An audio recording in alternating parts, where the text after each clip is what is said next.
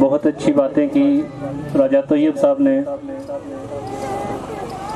باتیں، ہماری قوم کا مسئلہ یہ ہے کہ ہم باتیں سن بڑی خوبصورتی سے لیتے ہیں ایک کان سے، اور دوسرے کان سے ان کا اخراج بھی ہم بڑے احسن طریقے سے کرتے ہیں. یہ دونوں کام ہمیں بہت اچھے سے آتے ہیں. تو میری گزارش یہ ہے کہ باتیں سنیں، سن کے دماغ میں بٹھا لیں. اللہ تعالیٰ نے اس کو دماغ کو بڑا خوبصورت بنایا ہے. اس کو جتنا استعمال کریں گے انشاءاللہ اتنا ہی یہ تیز ہوگا. اس کے بعد میں سٹیج پر بلاؤں گا پٹواری فیاض صاحب کو کہ وہ سٹیج پر آئیں اور اپنے خیالات کا اظہار کریں. آپ سب کی بھرپور تالیوں میں پٹواری فیاض صاحب.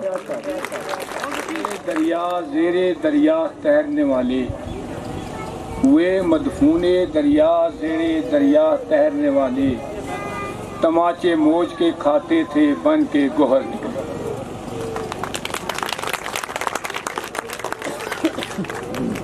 مہمان خصوصی تو جہاں سے چلے گئے، لیکن چلو پرنسپل صاحب، ان کا سٹاف، عزیز طالب علم، یہاں بیٹھے ہوئے میرے ساتھی، السلام علیکم.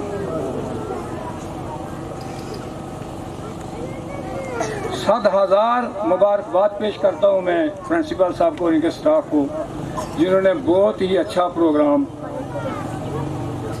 بہت ہی محنت اور جانفشانی سے ترتیب دیا. اچھا تعلیمی ادارہ ہی بچوں کی پوشیدہ صلاحیتوں کو نکھارتا ہے.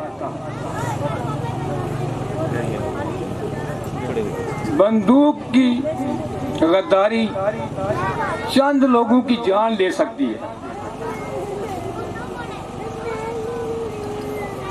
مگر قلم کی خیانت پوری قوم کو تباہ کر سکتی ہے.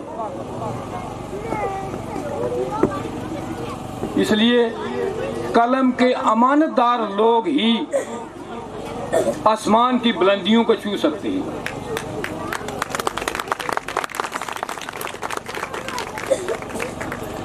اچھے الفاظ تخلیق کرنے کے ساتھ ساتھ اچھے رویے بھی تخلیق کرنے چاہیے. اچھے الفاظ کتابوں میں زندہ رہتے ہیں، اچھے رویے دلوں میں زندہ رہتے ہیں.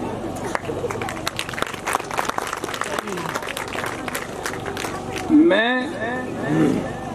اپنی طرف سے اللہ کی رضا کے لیے اور بچوں کی سہولت کے لیے ایک واٹر کولر دینے کا اعلان کرتا ہوں. اللہ تعالیٰ قبول فرمائیں. اللہ حافظ. اللہ نے جناب گرداور فیاض صاحب، میں نے ان کا رتبہ 5 منٹ میں نیچے کیا تو معذرت چاہوں گا. اب یہ پٹواری نہیں بلکہ گرداور ہو گئے. تو مجھے بیٹھے بیٹھے یوں ہی خیال آیا کہ اب کیونکہ بچپن سے ہم سنتے آ رہے ہیں ان کا نام، تو آج بھی وہی ذہن میں آ گیا.